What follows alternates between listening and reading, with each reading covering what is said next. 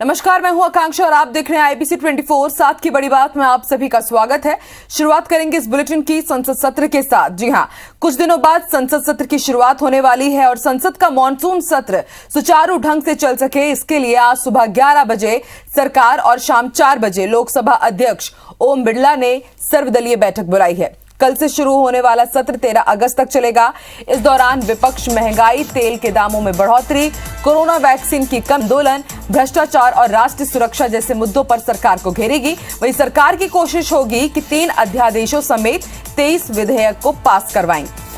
इनमें 17 नए बिल हैं। इन बैठकों के जरिए सरकार की कोशिश होगी कि विपक्ष के नेताओं के साथ बातचीत कर सदन की कार्यवाही को बेहतर ढंग से चलाया जाए। तो आज सर्वदलीय बैठक है और आपको बता दें कल से मॉनसून सत्र की शुरुआत होने वाली है और इसलिए आज सुबह 11 बजे सरकार की तरफ से सर्वदलीय बैठक बुलाई गई है। तो वहीं शाम 4 बजे लोकसभा अध्यक्ष ओम बिरला के नेतृत्व में सर्वदलीय बैठक होगी।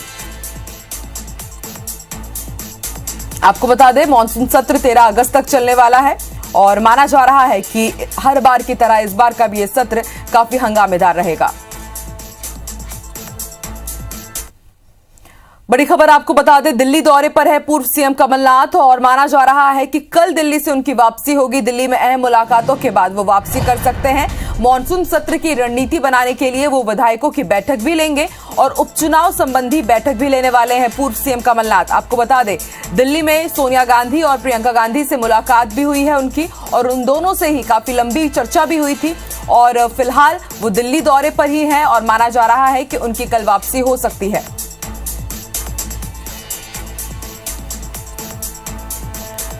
तो दिल्ली दौरे पर है पूर्व सीएम कमलनाथ। माना जा सकता है कि जो मॉनसून सत्र में किस तरह से सरकार को घेरना है उसको लेकर के वो विधायकों के साथ बैठक लेंगे आने के बाद और इसके साथ ही जो आने वाले दिनों में उपचुनाव होने वाले हैं मध्य प्रदेश में उसको लेकर के भी रणनीति बनाएंगे पूर्व सीएम कमलनाथ। बड़ी खबर आपको विदिशा से बता दें, जो कुआं हादसा हुआ है अब उसकी जांच होगी। गंज बसौदा हादसे के लिए जांच टीम गठित कर दी गई है। कलेक्टर डॉक्टर पंकज जैन ने ये जांच टीम गठित की है और इसकी जिम्मेदारी अपर कलेक्टर वृंदा सिंह को सौंपी गई है। वो जांच अधिकारी के तौर पर नियुक्त किए गए हैं। आपको बता दें हादसे की 6 बिंदुओं पर जांच की जाएगी और इस दर्दनाक हादसे में 11 लोगों की मौत हुई थी। तो विदिशा के गंज बासौदा में हुए कुएं हादसे की अब जांच होगी। सीएम शिवराज सिंह चौहान ने भी कहा था कि उच्च स्तरीय जांच के उन्होंने आदेश दे दिए थे और अब कलेक्टर ने जांच टीम गठित कर दी है और अपर कलेक्टर वृंदावन सिंह जांच अधिकारी नियुक्त किए गए हैं। अलग अलग बिंदुओं पर जांच होगी और इस दर्दनाक हादसे में 11 लोगों की मौत हुई थी।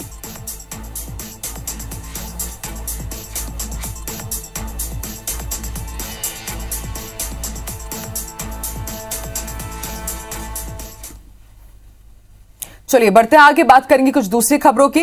तो निलंबित एडीजी जीपी सिंह के घर से ईओडब्ल्यू छापे के दौरान मिले डॉक्यूमेंट्स को रायपुर की कोतवाली पुलिस ने जब्त कर अब क्वेश्चन डॉक्यूमेंट शाखा को जांच के लिए भेजा है। साथ ही निलंबित एडीजी के सरकारी निवास से जब्त डायरी और उनके करीबियों के घर से मिले दस्तावेजों की लिखावट का भी मिलान होगा। 2 से 3 दिनों में कोतवाली पुलिस को रिपोर्ट सौंपी जाएगी। हैंडराइटिंग के मिलान की रिपोर्ट के आधार पर मामले में अग्रिम कार्रवाई की जाएगी। वहीं कोतवाली पुलिस ने निलंबित एडीजी के निवास पर 6 घंटे सर्च अभियान चलाया था, जिसमें लैपटॉप, कंप्यूटर के साथ ही दूसरे इलेक्ट्रॉनिक सामान को जब्त किया गया था। साइबर टीम के साथ 5 अफसर हिडन फाइल की तलाश में जुटे हुए हैं, लेकिन पुलिस को अब तक कोई पुख्ता सबूत नहीं मिल पाए हैं।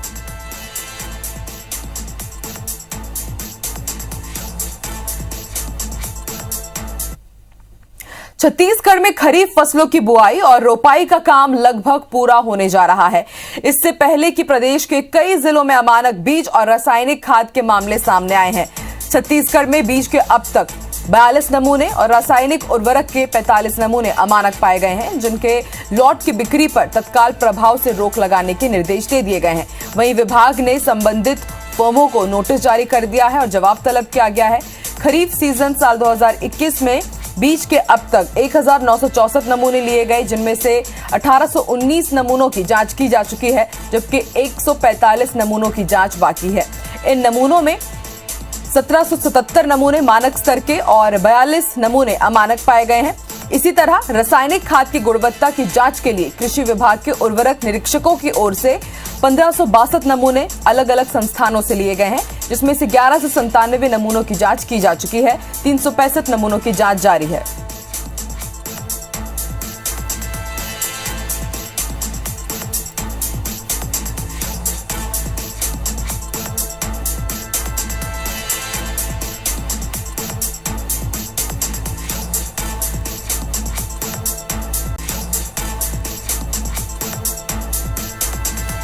तो अमानक बीज के 42 नमूने मिले हैं और इसके साथ ही रासायनिक खाद के भी 45 नमूने अमानक मिले हैं।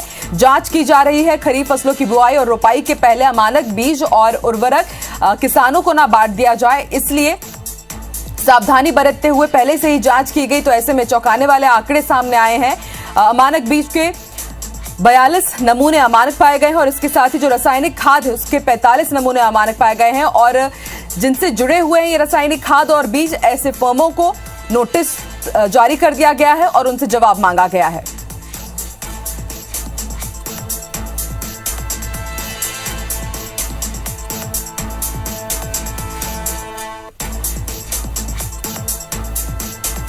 इसके साथ ही ऐसे फर्म जहां पर अमानक बीज और रासायनिक खाद मिले हैं, वहां के लॉट की बिक्री पर तत्काल प्रभाव से रोक लगाने के भी निर्देश जारी कर दिए गए हैं और जिनसे रिलेटेड फर्म है उन पर भी रोक लगाने की बात कही जा रही है और उनको नोटिस जारी किया गया है, उनसे जवाब मांगा गया है।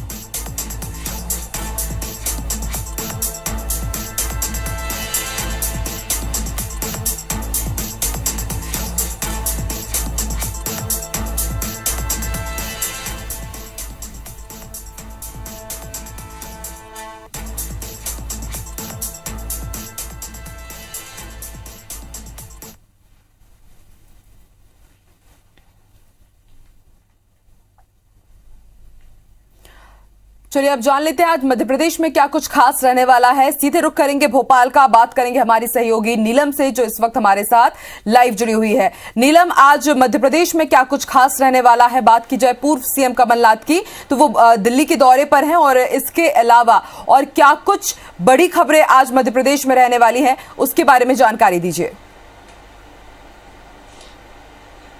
जी आकांक्षा, मध्य प्रदेश में यदि हम बड़ी खबरों की बात करें तो पूर्व मुख्यमंत्री और नेता प्रतिपक्ष कमलनाथ अब भी जो हैं दिल्ली दौरे पर है। कल उनकी वापसी भोपाल होगी और कल जब वो यहां पर आएंगे तो आने वाले विधानसभा सत्र को लेकर के विधायकों की बैठकें लेंगे। इसके साथ ही साथ मध्य प्रदेश में अब नगरीय निकाय चुनावों की जो है तेजी देखने को मिल रही है, जिसके लिए भी पूर्व मुख्यमंत्री जो है बैठकें लेंगे कि किस तरीके की रणनीति कांग्रेस नगरीय निकाय चुनावों में अपना रही है। क्योंकि जैसा कि निर्वाचन आयोग ने कहा है कि जल्द से जल्द हम पूरी कोशिशें कर रहे हैं, तैयारियों में लगे हुए हैं कि चुनाव जो है करवा लिया जाए। नगरीय निकाय चुनाव काफ़ी लंबे समय से अटके पड़े हैं कोरोना के चलते, तो अब जो उनमें तेजी आ रही है और दोनों ही पार्टियां जो है नई रणनीतियां बनाने में जुट गई हैं। इसके अलावा हम यदि गैर सियासी घटनाक्रमों की आज मध्य प्रदेश में बात करें तो विदिशा के गंज बसौदा में जो पूरा घटनाक्रम हुआ है उसके लिए कलेक्टर ने वहाँ पे जांच के आदेश दिए हैं, मजिस्ट्रियल जांच के आदेश दिए गए हैं और 3 से 4 दिन में इसकी रिपोर्ट जो है वो सौंपनी होगी कि क्या घटनाक्रम हुआ, क्या कौन इसके लिए जिम्मेदार है, क्या कुछ उस कुएं की प्रकृति थी, किस विभाग के तहत वो कुआं आता था, कौन इस पूरे घटनाक्रम के लिए जिम्मेदार हो सकता है, किस विभाग के पास उस कुएं की देखरेख की जिम्मेदारी थी। और इन सभी बिंदुओं पर जो है जाँच रिपोर्ट जो है सौंपने के लिए कलेक्टर ने आदेश जारी किए हैं। वहीं चूंकि आज रविवार है तो मध्य प्रदेश में आज वैक्सीनेशन नहीं होगा। 19 जुलाई को कल जो है कोविशील्ड और कोवैक्सीन के डोज लगाए जाएंगे और जो कि जो स्वास्थ्य विभाग की रणनीति है पुरानी उसके मुताबिक ही सेंटर्स बनाए जाएंगे और कल जो है वैक्सीनेशन यथावत रहेगा। वहीं यदि हम कोरोना संक्रमण की बात करें तो मध्य प्रदेश में संक्रमण की दर अब काफ़ी कम हो चुकी है, पर जैसा कि देखने को मिल रहा है कि मध्य प्रदेश के पड़ोसी राज्यों खासतौर पर महाराष्ट्र में एक बार फिर से संक्रमण की दर जो है बढ़ती हुई दिखाई दे रही है, जिसके चलते मध्य प्रदेश में भी अलर्ट की स्थिति पर रखा गया है कि यहाँ पर भी निगरानी रखी जाए। उसके साथ ही साथ लगातार सरकार अपील कर रही है कि कोरोना संक्रमण के प्रोटोकॉल का ठीक तरीके से ध्यान रखा जाए, क्योंकि जैसा कि आईसीएमआर ने चेताया है कि अगस्त के आसपास तीसरी लहर की संभावना है और कई विदेशों में भी तीसरी लहर जो है आ चुकी है। इसको देखते हुए मध्य प्रदेश में लगातार निगरानी रखी गई है। इसके साथ ही साथ एक नई मुसीबत यदि हम देखें तो जीका वायरस को लेकर के अलर्ट किया गया है, चूँकि करीब 2 साल पहले राजधानी भोपाल में ही जीका वायरस के कुछ मामले सामने आए थे, जिसे लेकर के मध्य प्रदेश में इस बार भी अलर्ट कर दिया गया है। खास तौर पर उन लोगों पर निगरानी रखने की बात कही गई है जो केरल से आ रहे हैं, और इसके अलावा चूंकि जीका वायरस गर्भवती महिलाओं को ज़्यादा प्रभावित करता है, जिसके चलते उनकी शिशुओं पर असर होता है, तो गर्भवती महिलाओं की ज़्यादा से ज़्यादा निगरानी की बात कही गई है। और टीमें राजधानी भोपाल में यदि हम बात करें तो कुछ संवेदनशील 50 क्षेत्र हैं जहाँ पर लगातार लार्वा को खत्म करने का काम कर रही हैं। तो इस तरह स्वास्थ्य विभाग मुस्तैदी से कोरोना वायरस और जीका वायरस दोनों पर काम कर रहा है। आकांक्षा। बिल्कुल नीलम, आप जानकारी हम आपसे जरूर लेंगे। फिलहाल शुक्रिया पूरी जानकारी के लिए। भारतीय जनता पार्टी के सह संगठन महामंत्री शिव प्रकाश ने शनिवार को बीजेपी मोर्चा और प्रकोष्ठ के पदाधिकारियों की बैठक में मोर्चा की बची नियुक्तियों पर नाराजगी जताते हुए फटकार लगाई। उन्होंने भाजपा युवा मोर्चा के प्रदेश अध्यक्ष को 5 अगस्त तक कार्यकारिणी पूरी निर्देश करने का निर्देश दिया है।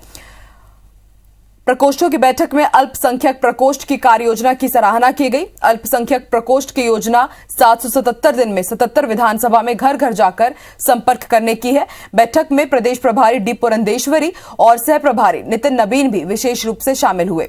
पहले सत्र में सभी मोर्चा के प्रदेश अध्यक्ष, महामंत्री और प्रभारियों की बैठक हुई। प्रभारियों ने सभी मोर्चा के कामकाज की समीक्षा की और भूपेश सरकार के खिलाफ मोर्चा और प्रकोष्ठ को एक साथ आक्रमण करने की रणनीति तैयार करने को कहा है। दूसरे सत्र में भारतीय जनता पार्टी के सारे प्रकोष्ठ के संयोजक और सह संयोजकों की बैठक हुई, जिसमें राज्य सरकार को घेरने की रणनीति तय की गई। शिव प्रकाश और प्रदेश प्रभारियों ने इसके अलावा भारतीय जनता पार्टी के सभी विभागों के पदाधिकारियों की भी बैठक ली। भाजपा के राष्ट्रीय संगठन महामंत्री शिव प्रकाश रविवार को प्रदेश पदाधिकारियों के कोर ग्रुप की भी बैठक लेने वाले हैं। किसान मोर्चा हो, युवा मोर्चा हो, चाहे महिला मोर्चा हो, सभी मोर्चा सरकार की जो विफलता है उसको घेरने का काम कर रहे हैं। पूरी तरह से सरकार फेल है।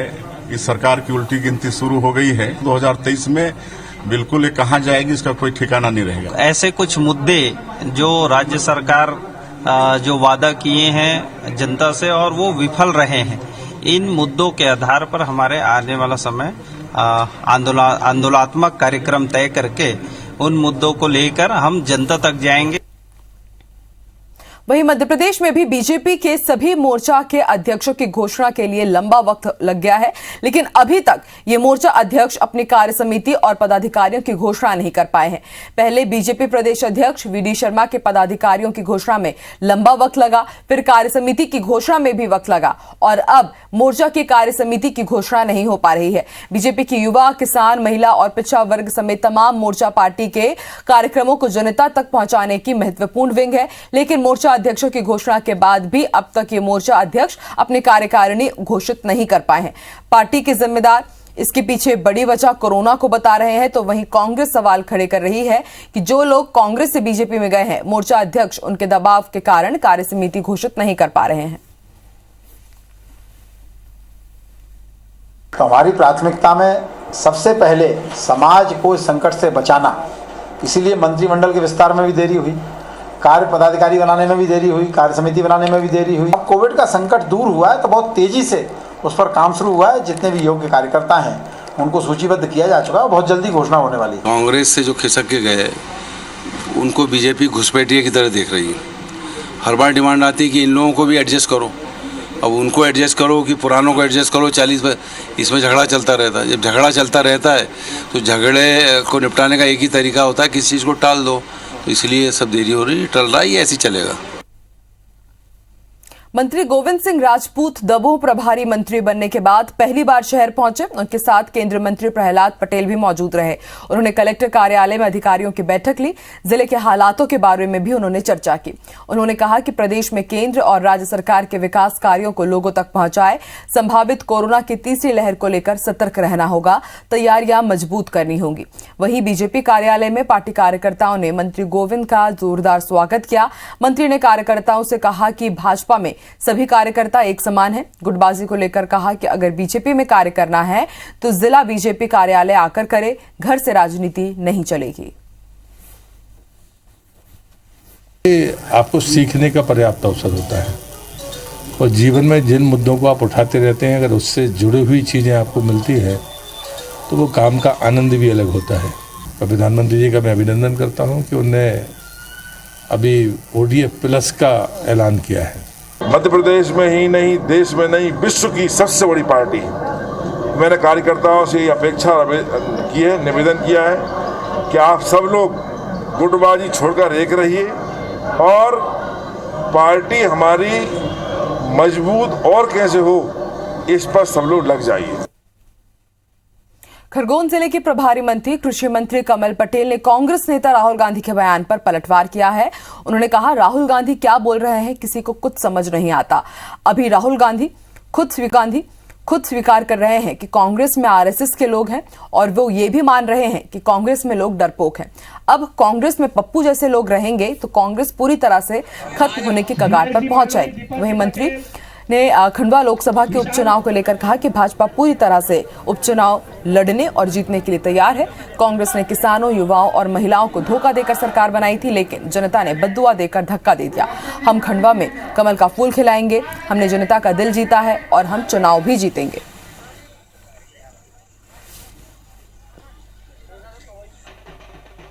केंद्र सरकार में इस्पात राज्य मंत्री के अतिरिक्त ग्रामीण विकास का प्रभार मिलने के बाद जिले के सांसद फग्गन सिंह कुलस्ते मंडला पहुंचे। मंडला पहुंचते ही मंत्री ने जिले के अधिकारियों की बैठक ली, लेकिन बैठक के बाद प्रेस के सवालों का जवाब देते हुए अजीब सी स्थिति बन गई जब मीडिया कर्मियों ने तेलंगाना से रेस्क्यू कर लाए गए 19 बच्चे और जिले से पलायन के मामले में सवाल किया। उसके बाद कुलस्ते ने पत्रकारों को सही जानकारी लेने की सलाह दे डाली। मंत्री जी ने कहा कि आप लोग सही जानकारी लेकर आए, क्योंकि जिन 19 बच्चों की बात हो रही है उनमें 18 बालाघाट के थे और 1 मंडला के।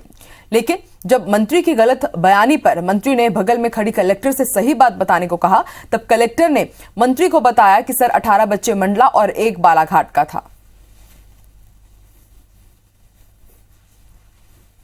जो आए हैं 19 लोग जिनको रेस्क्यू करके महिला बाल विकास जिला प्रशासन लाया, ऐसा है, देखो, एक तो आप लोगों को जानकारी सही नहीं है। हमारे यहाँ का 1 है, बाकी 18 बालाघाट के। नहीं सर, नहीं बालाघाट का है। अरे भैया, मैंने बात किया है, गलत है। मैडम है, कलेक्टर मैडम बताइए। 1 अपने यहाँ से है, 18 बालाघाट की थी ना। नहीं सर, अपने यहाँ से सब थे सर, मतलब सर अपने यहाँ टोटल 19 वहाँ मिले थे, 18 अपने थे। तो ये जो स्थिति है वो काम की दृष्टि से गए। तो ये जो काम जो बात कर रहे हो ना आप लोगों को, इसका कोई मुद्दा ऐसा नहीं। छत्तीसगढ़ सरकार की सुराजी गांव योजना के नरवा, गरुआ, गुरवा, बाड़ी की हम अगर बात करें तो ये योजना काफी अच्छे से चल रही है और इस योजना की अगर बात की जाए तो सरकार लगातार इसकी समीक्षा भी कर रही है। फिलहाल बढ़ते हैं आगे। रायपुर से बड़ी खबर हम आपको बता दें, आज कोविशील्ड की 3,21,000 डोज पहुंचने वाली है और कल रात वैक्सीन के 35,210 डोज रायपुर को प्राप्त हुए हैं और अब ये डोज अलग अलग जिलों में रवाना किए जाएंगे। आज कोविशील्ड की 3,21,000 डोज पहुंचने वाली है। कल देर रात कोवैक्सीन के भी 35,210 डोज मिल गए हैं, यानी कि अब राज्य में कोविशील्ड और कोवैक्सीन दोनों ही डोज लगाई जा सकेंगी।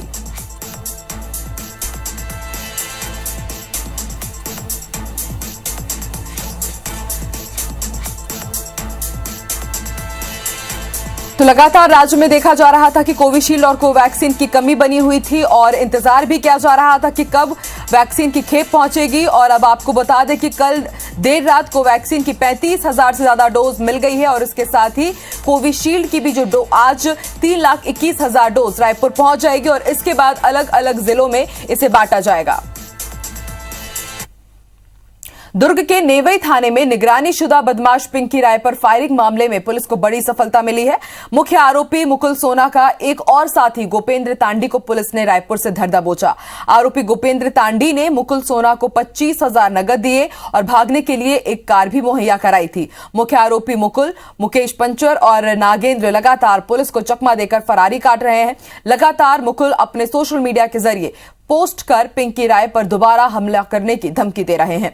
पुलिस ने मुकुल का सोशल मीडिया हैंडल करने वाले 4 साथियों को गिरफ्तार किया है। अब तक मुकुल के 5 साथियों को गिरफ्तार किया जा चुका है। मुकुल सोना नेवाई गोलीकांड वाले मामले में हम लोगों ने उनके जितने सहयोगी जो एक लेयर था उसको वॉश आउट किया, ख़त्म किया है, क्रैक किया है। और इस सोशल मीडिया अकाउंट हैंडल करने वालों को हम लोगों ने आईपीसी की धारा 212 के तहत अपराध पंजीबद्ध कर विवेचना में लिया, उनको गिरफ्तार किया है, इनको जेल भेजा है। और साथ में जितने लोग इसको सहयोग कर रहे हैं सबको हम अभी गिरफ्तार कर रहे हैं। सीबीआई और महिला बाल विकास विभाग का अफसर बनकर शातिरों ने रायपुर के महिला कारोबारी से 15 लाख की ठगी कर दी। पुलिस के मुताबिक बिलासपुर में रहने वाली रुद्रा मिश्रा ने खुद को महिला बाल विकास विभाग का डायरेक्टर बताया और उसके दोस्त रितेश शर्मा ने खुद को सीबीआई अफसर बताते हुए रायपुर के शिवम बिहार अमलीडी निवासी महिला कारोबारी शशिकांता तिर्की से जान पहचान बढ़ाई। फिर बलौदाबाजार, इंदौर, खंडवा, विदिशा में 3D वॉल पेंटिंग डिजाइनिंग का काम दिलाने के नाम पर फर्जी टेंडर देते हुए उनसे 15 लाख रुपए की ठगी कर दी। मामले का खुलासा होने पर महिला कारोबारी ने न्यू राजेंद्र नगर थाने में रिपोर्ट दर्ज कराई, जिस पर पुलिस ने रुद्रा मिश्रा, उसकी पत्नी स्वाति मिश्रा, आनंद तिवारी, रितेश शर्मा और मनोज भारद्वाज के खिलाफ धोखाधड़ी का मामला दर्ज किया है। अब तक आरोपियों की गिरफ्तारी नहीं हो पाई है। बीजापुर जिले के भोपालपट्टनम सरपंच संघ ने 7 सूत्रीय मांगों को लेकर रैली निकाली। राज्यपाल के नाम एसडीएम को 7 सूत्रीय मांगों का ज्ञापन भी सौंपा। 36 ग्राम पंचायतों के सरपंच, पंच, वार्ड पंच और ग्रामीणों ने पेट्रोल, डीजल और गैस की कीमतों में बढ़ोतरी को लेकर जमकर नारेबाजी की। वहीं सिलगेर दोषियों को सजा देने, 6वीं अनुसूची लागू करने, पहुंचविहीन क्षेत्रों में स्वास्थ्य सुविधाएं मुहैया कराने की भी मांग की।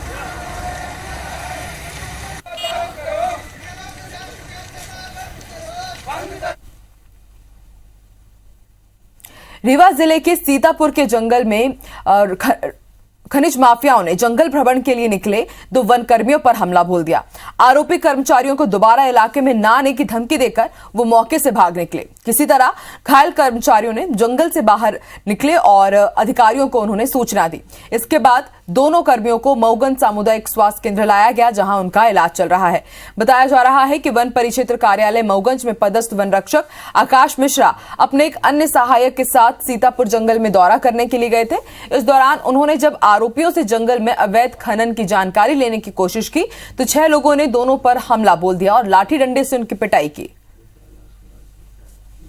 आरोपी अवधलाल सिंह है उनका नाम, जिन्होंने डंडे के साथ मेरे ऊपर वार किया और मेरे बीच बचाव में आने के बाद एक अन्य साथी जो राम मदन विश्वकर्मा, उनका क्या कहते हैं, उनको भी उन्होंने मारा। सर फट गया है और मेरे हाथ और पैर में चोट आई, हाथ भी फ्रैक्चर हो गया। इसी बात पर से कि पुराना यहाँ रोक टोक करता रहता है, हमको मना करता है, उसके साथ विवाद किया और उसके साथ मारपीट की। उसके साथ मारपीट के बाद वो थाने गया, उसकी रिपोर्ट पर से पुलिस के द्वारा प्रकरण पंजीबद्ध कर लिया गया है। आरोपियों की तलाश करने पुलिस गई थी, आरोपी अभी पुलिस को मिले नहीं है। आरोपियों की तलाश जारी है, विवेचना जारी है। खरगोन जिले के चिड़िया भड़क पिकनिक स्पॉट पर एक बार फिर से 2 युवकों की डूबने से मौत हो गई। दोनों युवक इंदौर के बताए जा रहे हैं। जानकारी के मुताबिक शनिवार को विजयनगर इंदौर से कुल 8 दोस्त इस पिकनिक स्पॉट पर पिकनिक मनाने के लिए पहुंचे थे। इसी दौरान नहाने के दौरान दीपक और नितिन नाम के 2 युवकों की गहरे पानी में जाने से उनकी डूबकर मौत हो गई। सूचना मिलते ही बलवाड़ा और काटकूट से पुलिसकर्मी पहुंचे और स्थानीय तैराकों की मदद से चोरल नदी में डूबे दोनों युवकों के शवों को बाहर निकाला।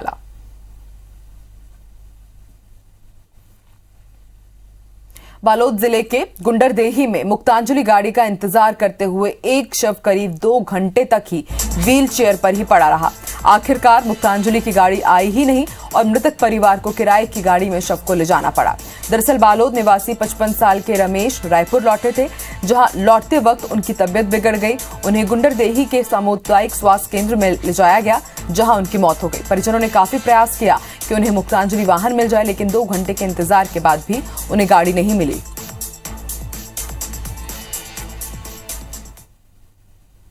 कटनी जिले में बारिश नहीं होने से जेटी नगर स्थित प्राचीन मां काली मंदिर में हवन पूजन किया गया। बारिश के लिए इंद्र देवता से प्रार्थना की गई। इस हवन पूजन में हर वर्ग के लोग शामिल हुए। रहवासियों ने बताया कि जिले में बारिश न होने से शहर की कटनी नदी भी सूख गई है, ट्यूबवेल सूख गए हैं, किसानों की फसल सूख रही है। भीषण गर्मी से लोगों का जीना मुहाल हो गया है। इस दौरान निवर्तमान पार्षद राजेश जाटव भी मौजूद रहे।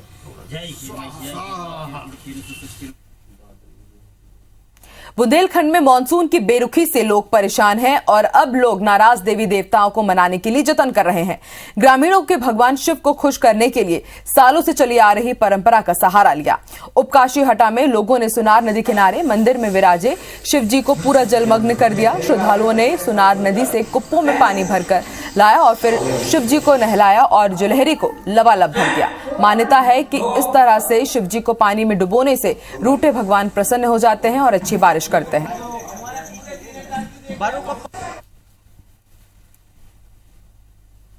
और इसी के साथ इस बुलेटिन में इतना ही। आप देखते रहिए IBC 24। नमस्कार।